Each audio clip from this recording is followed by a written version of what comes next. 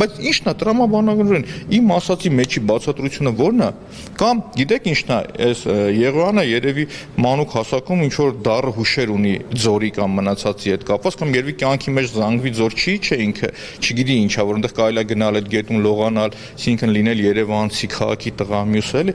իրանց Civic-ի լրագրողը նախքին, որ պատգամավոր է հիմա, իր մասին էլ հետաքրքիր մի հատ кейս ունեմ, միջայլոց մի օր դա էլ որ բանիկ հրապարակեմ, հա նստած տեղից երեք ինձ ասում է Հավայի խոսում ես, որի պատասխանը ես ասել եմ իրան, նրանցից մեկը ասում է փուրն եք տալիս մարդկանց, հիմա իրանց ասել եմ, վերցել եմ մի հատ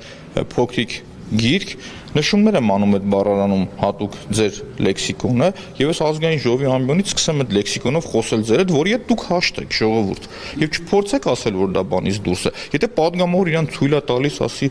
փուրն ես տալիս, Հավայի դուս ես տալիս, մյուսն ես ասում, ինքը ստեղ անելիք չունի ժողովուրդ։ Հիմա դուք հաշտ եք, թե հաշտ չեք, ձոր եք իշտում, չնայած ես զարմանում, եթե դուք համարձակություն ունեք ձոր իշնեք։ Մանուկ հասակում չգիտեմ իջել եք թե չէ, բայց մի համարձակություն չեք ունենա ձոր իշնեք։ Ինչ են խոսում, էլի պահվածք է։ Ու ինքը Եվրոինտեգրման հանձնաժողովի նախագահն է։ Մի հատ ասեմ, որ գնացին դա բանկա մարդու իրավունքների եվրոպական դատարան կա։ Գնա իրանց հետ կռիվ արա, տես հիմա հասկացի Մանվել Գիրքյանի մահը ում մեղքով էր։ Ուղիղ կառավարության մեղքով ա եղել։ Իմ փոխարեն եթե լիներ օրինակի համար ստեղ Նիկոլ Փաշինյանը, կասեր սպանեցիք այդ մարդուն։ Ու դա ասելու եմ ես ամբիոնից։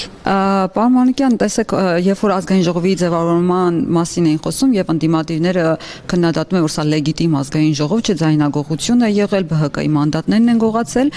եւ սա փոշիացած ձայներով ձևավորված իշխանություն, իրենք անմիջապես ԿՊԱ-ականները հակադարձեցին եւ ցանկ էին հրապարակում, որ այ տեսեք փոշիացած ձայների շնորհիվ է Մեսրոպ Մանուկյանը, Լիլիթ Գալստյանը դարձել, հա, պատգամավոր, ինչ կասեք այդ մասին։ Նախ Լիլիթ Գալստյանը չէ, ես եմ ժողովուրդ ջան, այո, միայն ես եմ, որովհետև մեկ մանդատ է հասել Հայաստան դաշինքին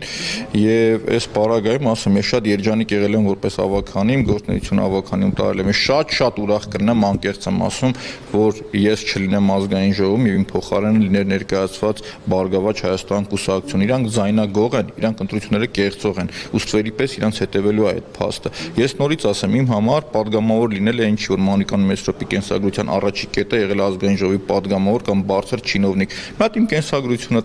տեսնեն, մի հատ տեսնեն օրինակ Մեսրոպին Մանուկյան ավելի հաճելի չի լինի գնալ կյանքը վայելել, ընդհանրապես քաղաքական այս զզվելի գաղջ մթնոլորտից հեռու մնալ, կյանքը վայելել։ Իհարկե ավելի հաճելի կլինի, բայց ես պարտք ունեմ առաջինը իմ երեխաների առաջ, պարտք ունեմ իմ հայրենիքի նկատմամբ եւ ես որոշել եմ, որ պիտի գնամ։ Ու իմ համար կանխատեսելի էր այս բոլոր իրենց խոսույթն ու ռիսկերը ամբողջությամբ։ Հա իրանց ասում եմ, մնացել է 3 հատ բան, ժողովուրդ մանեք, տեսնեմ առաջինով կարողանալու գտնել, էլի։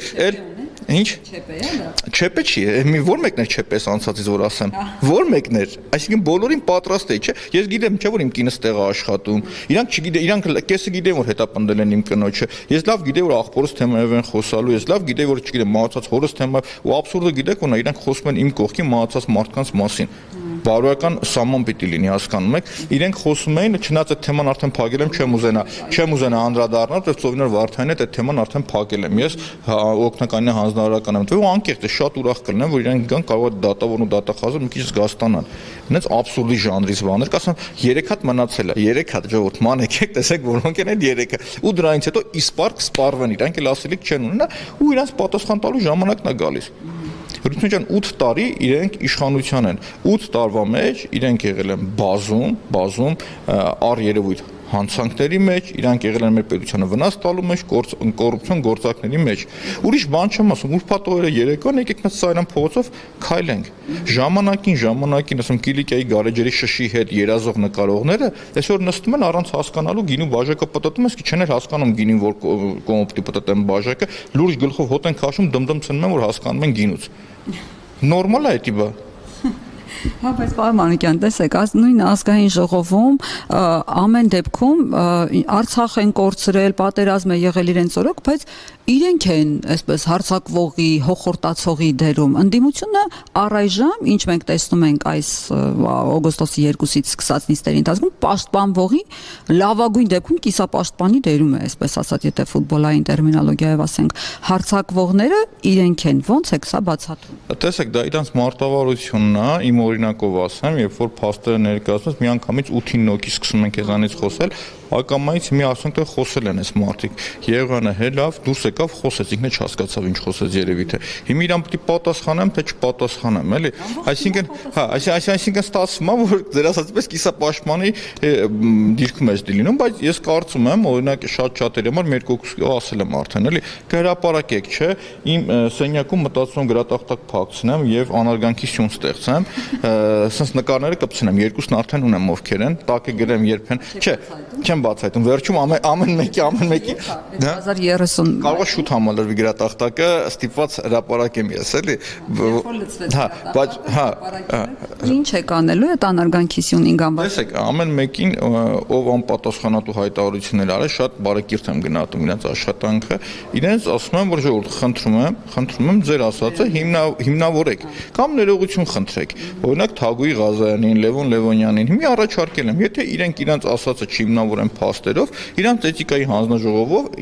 կանոնագրքով իրանք պարտավոր են ասել հանրությանը չարատավորող, ոչ կեղծ, մնացած, կասեմ ժողովուրդ ջան, դուք այս փուլում առնվազն անպատասխանատու գործիչներ եք։ Հաջորդիվ այդ գործիչներին արդեն բնութագրող հոմանիշ բառեր կգտնեմ, տակը կգրեմ, ով ինչ արել ամբողջությամբ։ Արդեն այս մի քանի օրվա մեջ երկուսը ունեմ արդեն, այտենց համալրում եմ։ Միշտ միգուցե իրանք ազնվություն ունեն, ներողություն խնդրեն, ես կջնջեմ։ Թագուի Ղազարյանը պիտի հերքի, որ Մանվել Գրիգորյանը մանկապարտեզը իրենով արել, հա, այդ հատը։ Ինքը պետք է ցույց տա, որ մանկապարտեզն է։ Ինքը ասել է, ասում Ժորժ ջան, ինձ խնդրում ասա, Կիլիկիայում որ մանկապարտեզն է, անկեղծ, ես իա տանեցիների հետ խոսել եմ, ասում են կատարել սուտ է, չգիտենք ինչի մասին։ Այդ գիտեք որ շարքից է, մի օր Ավինյան Տիգրանը, օրինակ կրեատիվ էր ինքը ավելի, էլի։ Նիստերից մեկի ժամանակ ինձ ասեց շրջանայինում դու ունես կաֆե, ասի որտեղ։ Ասեց մետրոյի կողք, ասի լուրջ ես ասում, ասեց հա։ Ասի լավ, ընտիր։ Դրանից հետո գնացի ուղի եթերով այդ կաֆեների դռները թակում էի,